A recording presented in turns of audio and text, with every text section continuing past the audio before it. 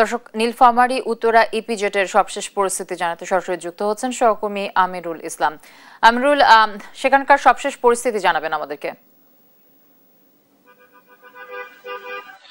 জ্যোতি, আপনাকে ধন্যবাদ। আপনি যেমনটি বলছিলেন এবং আমরা যে প্যাকেজে দেখছিলাম, নীলফামারী উত্তরা ইপিজেটে এভারগ্রিন একটি কারখানায় 51 জন শ্রমিককে ছাঁটাইকে কেন্দ্র করে এবং আজকে সকালে কারখানাটি মূল ফটকে বন্ধের নোটিশ ঝুলানোকে কেন্দ্র করে শ্রমিকদের মধ্যে অসন্তোষ দেখা দেয় এবং তারা মূলত এই ইপিজেড কারখানাটি সড়কের পাশেই, এই কারণে তারা সড়কে অবস্থান নেন। শুধু এভারগ্রিন এই কারখানায় নয়, সকালবেলা যারা অন্যান্য কারখানায় শ্রমিকরা ঢুকছিল এই সময় এভারগ্রিন এই শ্রমিকরা তাদেরকে বাধা দেন।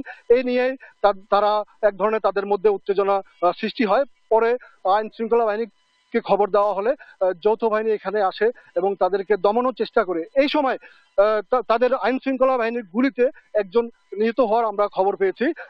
তিনি হচ্ছেন এই উত্তরা ইপিজেটের ইকু নিটিং কারখানার শ্রমিক, তার নাম হচ্ছে হাবিবুর রহমান। ইপিজেট থেকে 2 কিলোমিটার দূরেই তার বাড়ি এবং এই শ্রমিক নিহত হওয়ার খবরে এখানে আরো উত্তেজনা বিরাজ করে এবং দেখা যাচ্ছে যে দফায় দফায় যৌথ বাহিনীর সঙ্গে শ্রমিকদের সংঘর্ষ হয় এবং পরবর্তীতে দেখা যায় যে আরো বেশ কিছু শ্রমিক আহত হন।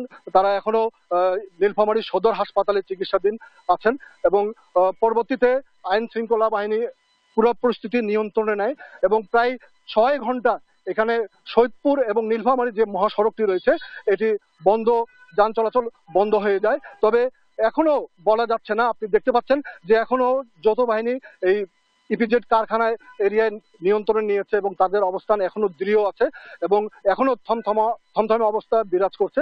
তবে যে কোনো সময় প্রস্তুতি খারাপ হতে পারে এমনটি আমরা জেনেছি এবং যে হাবিবুর রহমান যে শ্রমিকটি মারা গেছে তার লাশ নিয়ে দেখা যাচ্ছে যে এক ধরনের বিক্ষোভ মিছিল করার কথা রয়েছে, সেখানেও আইন শৃঙ্খলা বাহিনী অবস্থান নিয়েছে। তো সর্বশেষ এই ছিল আমার কাছে উত্তরা ইপিজেড থেকে। জ্যোতি।